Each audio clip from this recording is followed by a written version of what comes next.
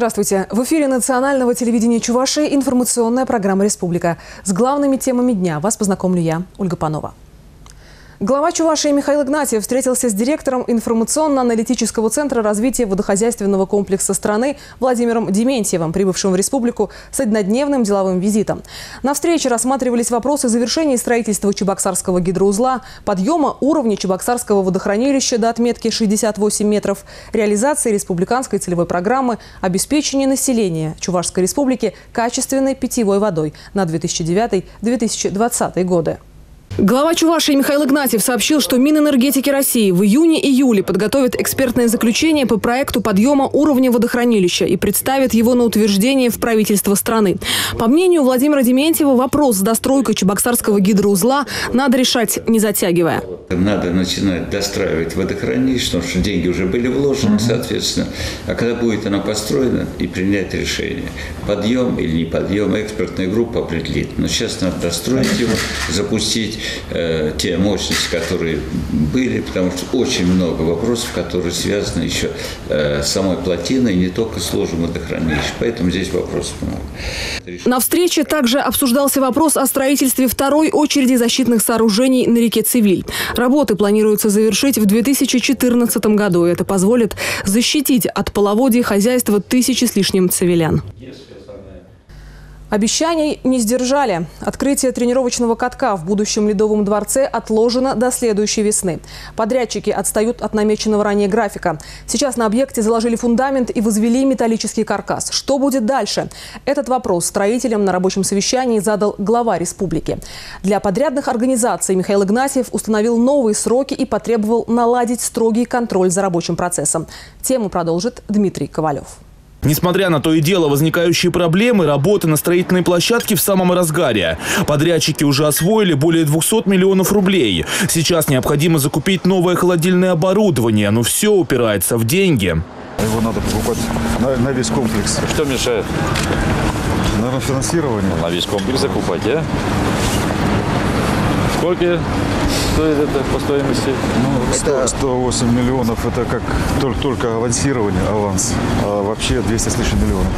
Тренировочный каток разместится на этой площадке. Подрядчики говорят, что Чебоксарская арена будет одной из лучших в Поволжье. Правда, пока до обустройства ледового поля далеко.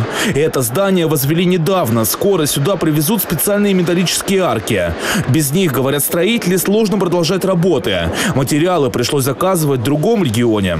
Первую арку мы поставим и обработаем всю эту технологию до конца. Потом у него дело должно пойти. Тут посадочных мест таковых нет. Тут просто смотровая площадка на тренировочная. Вот балкон мы сделали, трибуны, да, трибуны, да. Пока генподрядчики ведут работы за собственные средства. В ближайшее время объект рассчитывают включить в целевую программу. Добро на это должен дать координационный совет. Чувашия уже отправила на его рассмотрение все необходимые документы. Конкуренция жесткая, отметил Михаил Игнатьев. На федеральные инвестиции претендуют многие регионы. Этот конкурс республика должна выдержать. Сейчас Министерство спорта Российской Федерации представили. Мы же на рабочей встрече с МУКТО договорились. Министерство финансов Российской Федерации тоже как бы поддерживает нас в этом направлении по программе физической культуры и спорта. Но если на самом деле вы уверены с одной стороны, то констатируете, значит, убедительно, Алексей Николаевич, то это один вопрос.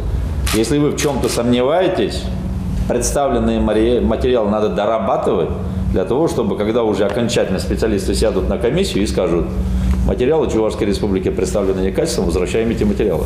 Сметная стоимость строительства дворца – 1,5 миллиарда рублей. Проектировщики продумали все до мелочей. Автопарковки, зоны отдыха. Вот так будет выглядеть ледовая арена в будущем. Михаил Игнатьев потребовал завершить ее строительство в самые кратчайшие сроки. Тренировочный каток должен заработать в канун Дня космонавтики. Отставание от графика быть не должно. К подрядчикам предъявят жесткие санкции. И для себя определяем, декабрь 2013 года объект должен быть введен в эксплуатацию. Я и в Марьел смотрел, я и в Саранске смотрел, я и в Пензе смотрел. За 1,5 года вводили эти объекты в эксплуатацию. На Ледовый дворец республика возлагает большие надежды. Здесь, на зрительских трибунах, будет возможно разместить 7500 человек. В будущем на этой арене планируют организовывать даже концерты звезд с мировым именем. А такого зала у нас в республике вообще нигде нету. Это будет не только Ледовый дворец, это будет практически многофункциональный, универсальный, культурный центр, можно так сказать. То есть сейчас, когда переговоры ведутся, все те профессионалы, звезды ставят условия. Какой зал у вас вместимость? Когда говоришь тысячи, они даже разговаривать не хотят. Через несколько лет территорию стадиона «Олимпийский» планируют превратить в настоящую мекку для любителей спорта. Здесь же возведут и современный центр подготовки по стрельбе из лука. Дмитрий Ковалев, Андрей Спиридонов, Республика. В рамках празднования Дня работника сельского хозяйства и перерабатывающей промышленности России в Москве открылась традиционная агропромышленная выставка «Золотая осень-2012». Наряду с достижениями агропрома в центре внимания люди, чьими руками создаются эти богатства. Издавна в нашей стране любовь к земле передается от отца к сыну, от деда к внуку. Трудовые династии в сельском хозяйстве самые крепкие и долгие. Общий стаж семьи Марушевых из Бресенского района более 600 лет. Семья Марушевых из Бресенского района – потомственные аграрии. Их трудовой стаж – 607 лет. Основатель Василий Алексеевич вместе с супругой проработали в поле почти 60 лет. В колхозе же на разных должностях трудились и отец, и дядя нынешнего главы династии Эдуарда Авенировича Марушева. И почти вся родня. Мы с мужем всю жизнь работали в колхозе. Какую только не выполняли работу. Сажали, убирали, сено косили. В то же время работала дояркой. Василий на тракторе много работал. Трое сыновей остались верны делу родителей. Младший сын Эдуард из Бресенского района никогда не уезжал. Как отец с матерью, как его тети и дяди, отдал себя без остатка родной земле, родному колхозу. Земля, где жили и трудились предки, придает сил, согревает душу и сердце. Как поется в песне, здесь с любой тропинкой хочется дружить. Вот сдалека виднеется домик маленький с черной крышей. Это наш родительский дом. Родители тут до 1956 года жили, потом переехали в деревню Нижняя Богатырь. Бабушка жила до 1983 года. Тут где-то около 500 гектаров земли, это полностью. И там луга, где они пасли и косили сено. Там пасека была, где мать работала. История Путиловки началась в 1929 году. Тогда здесь выращивали пшеницу, овес, ячмень, разводили коров, выращивали технические культуры, лен, махорку, овощи. В этом колхозе, будучи юношей, Эдуард начинал, как и все, с малого. Был сначала комбайнером, мастером-строителем, инженером. А потом началась перестройка, и в Путиловке наступили трудные времена. Пришлось начинать почти сначала. 5 лет назад Эдуард Марушев стал во главе колхоза, теперь уже с новым современным названием «Агрофирма Путиловка». Прикладывает все свои силы и знания, чтобы наладить сельскохозяйственное производство. На родной земле сейчас также продолжают трудиться его братья, их жены, дети и близкие друзья. Как говорится, умелые руки не знают скуки. Вот и результаты не заставили себя ждать. Растет поголовье скота, увеличиваются надои молока, повышаются привесы. Коровник и телятник ремонтируются, установили новый молокопровод. Восстановили старые трактора и сельхозмашины, закупили новую сельхозтехнику. Заброшенные поля освоили, заросшие сорняками, кустарниками земли обрабатывают. И сегодня площадь агрофирмы «Путиловка» больше 1200 гектаров. В планах на будущее создать современную козью ферму, при этом перерабатывать молоко Марушева намерены сами. В народе говорят, земля без воды мертва, человек без семьи пустоцвет. А когда большая и дружная семья берется возделывать землю своих предков, что может быть лучше? И что еще пожелать им, кроме щедрого урожая? Сегодня в Чебоксарах прошел региональный этап интеллектуальной игры «Ума-палата». Среди участников ребята из детских домов Чувашии. Соревнования проходят в рамках специального проекта «Вернуть детство» под патронажем полномочного представителя президента страны в ПФО Михаила Бабича. Дипломы и призы участникам игры вручил главный федеральный инспектор по Чувашии Геннадий Федоров. Сегодня завершился первый этап. Ребятам предстояло показать свои интеллектуальные способности, ответить на заковыристые и сложные вопросы. К примеру, о звезде Регул, одной из ярчайших звезд на ночном небе, и Альфе, одного из зодиакальных созвездий, которое располагается между Раком и Девой. По-арабски она называется Кальб-аль-Асад, и это название совпадает с прозвищем человека, родившегося в 1157 году. Звезду Регул образно называют сердцем льва или львиным сердцем. Соответственно, человек этот известен в истории под именем Ричард Львиное сердце. Подобных вопросов 30. На каждой команде отводится минута. Просто давали записку, чтобы мы писали туда ответ. Вот. И сразу же относили. Очень волновалась. Паричане споткнулись о вопрос, как называют сейчас то, что раньше на Руси именовалось «конь на приколе» и «прикол-звезда». Так наши предки говорили о Большой Медведице и Полярной звезде. В итоге ребята оказались вторыми, но обошли соперников из Канашского детского дома. Лавры победителя вновь достались Чебоксарскому детскому дому. Как в прошлом году, команда поедет на следующий окружной этап. Он пройдет в Кирове 24-25 октября. К слову, в прошлом году ребята из Чебоксарского детдома стали самыми умными, обойдя всех игроков из регионов ПФО. Суть этого проекта – нацелить детей из детских домов на то, что в будущем, во взрослой жизни, им очень пригодятся знания. И для того, чтобы добывать знания, нужно усердно трудиться. Соответственно, мы здесь выбираем самых талантливых, самых умных, самых целеустремленных детей. И предполагается, что потом они, как лидеры, поведут за собой остальных детей из детского своего дома к знаниям и к профессионализму. Бойцы Чувашского ОМОНа сдают экзамены на знание правил дорожного движения. Традиционный смотр техники и проверка профессиональных навыков водителей прошли без замечаний. Автопарк ОМОНа в образцовом состоянии. Бойцов этого подразделения кормят отнюдь не ноги, а колеса. Однако по правилам проверки проходят дважды в год и носят сезонный характер. Техника служит и на городских улицах, и в горной местности. На Северном Кавказе без бронированных автомобилей делать нечего. Вот, к примеру, «Тигр» – один из шедевров отечественного автопрома. Весит около 7 тонн, мощность 260 лошадиных сил. Не менее внушительно выглядят и «Уралы». Отметины на бортах, оставленные футбольными болельщиками, нисколько их не портят. Впрочем, сотрудники ГИБДД проверяют не боевые шрамы, а наличие вполне мирных вещей – аптечку, огнетушители, знаки аварийной остановки. Кроме того, непременно должны быть и разрешения на спецсигналы.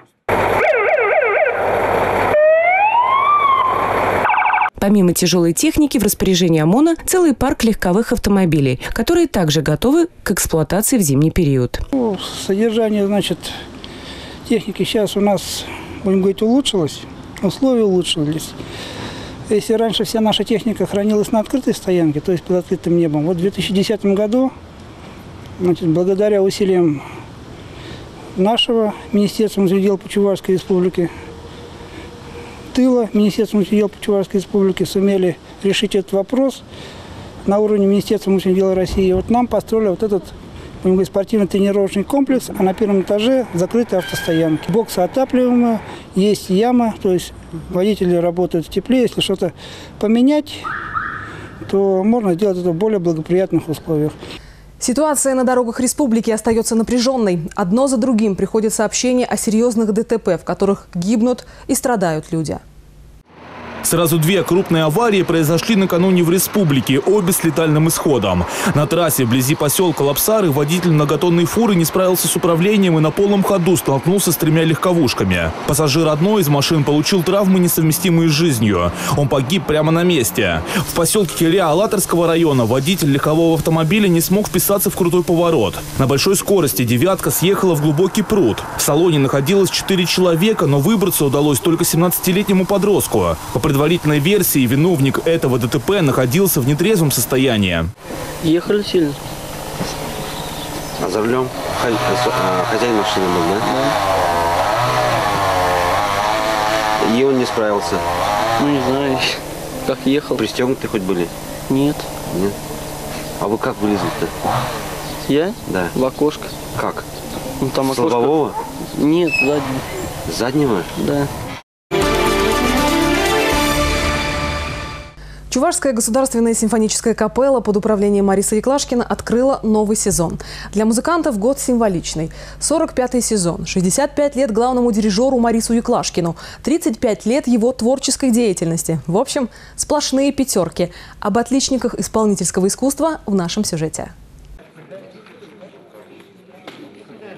Морис Яклашкин – современная чувашская легенда. Даже те, кому медведь на ухо наступил, его знают. Что уж говорить о людях с развитым музыкальным слухом. Услаждать его эстеты ходят на концерты симфонической капеллы, прекрасно зная, для главного дирижера постоянное развитие и обновление репертуара – дело чести. 45-й концертный сезон Чувашской государственной академической симфонической капеллы ознаменована программа таким образом. Это первое исполнение нашей республики симфонические танцы Сергея Васильевича Рахманинова. Это с участием солиста, видолончелиста из города Казань. Он работает в симфоническом оркестре Республики Татарстан. Это видолончелист, наш, кстати, земляк Виктор Иванов. Это Ференц Лист «Грезы любви». А, как известно, Ференц Лист написал это только для фортепиано. Мы его переложили для оркестра и с участием также и хора. И, конечно, Франц Шуберт. Это предсмертная его месса ми-бемоль мажор. Гаснет в зале свет, и снова по мановению дирижерской палочки слушатели переносятся в мир музыки. 35 лет назад в хор Гостелерадио Чувашии пришел новый хормейстер. Именно его инициатива, подкрепленная кипучей энергией, стала фундаментом, на котором впоследствии и был создан один из ведущих коллективов республики – Государственная академическая симфоническая капелла.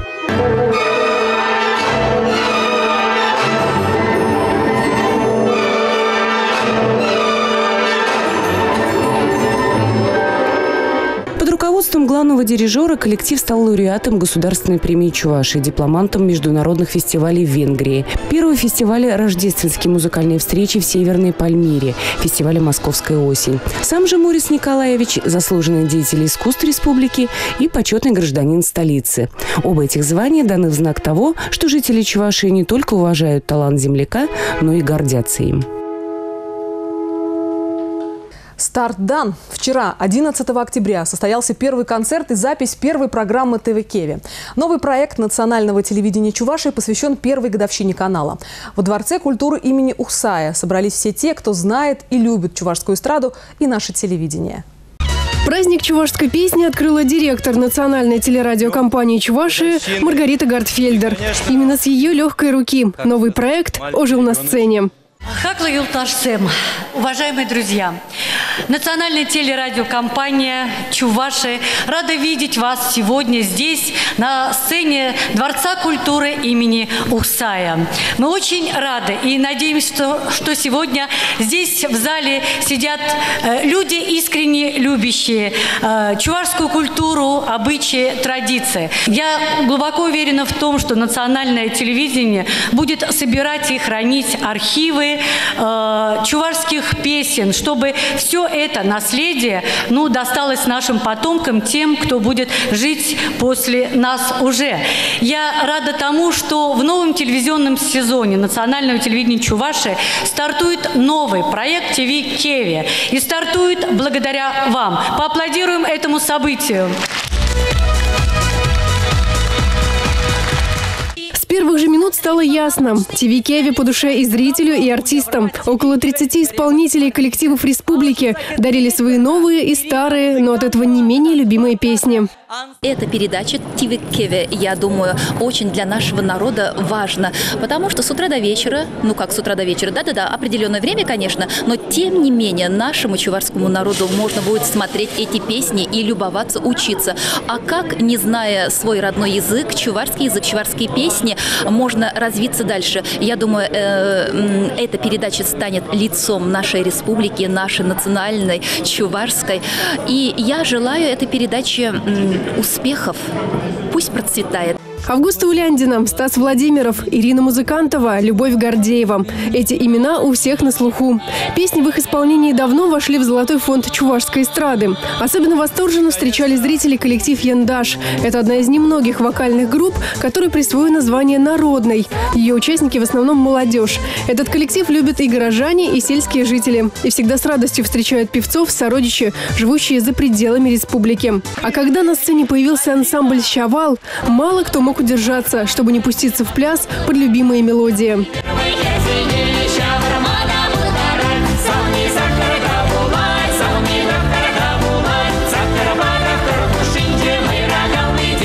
В конце концерте нашлось место и шуткам. Более 30 лет на сцене работает заслуженный артист Чувашской республики Виктор Петров. Вместе с театром сатиры за эти годы он создал сотни образов. Многие из них хорошо знакомы зрителям.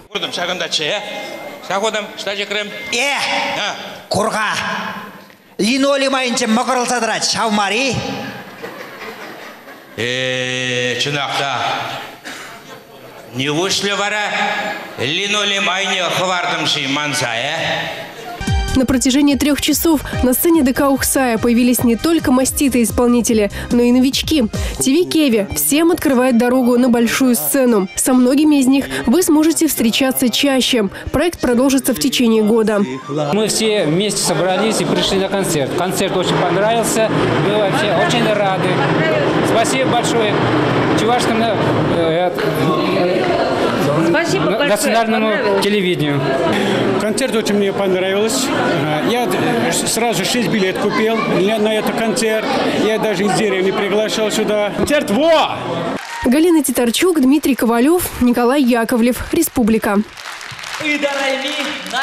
Если вы не смогли прийти на концерт, не расстраивайтесь. Любимые шутки и песни можно будет увидеть уже в это воскресенье, 14 октября в 18:30 в эфире национального телевидения. Смотрите телеверсию концерта ТВ Кеви. Это была вся информация на сегодня. Я, Ольга Панова, с вами прощаюсь. До встречи.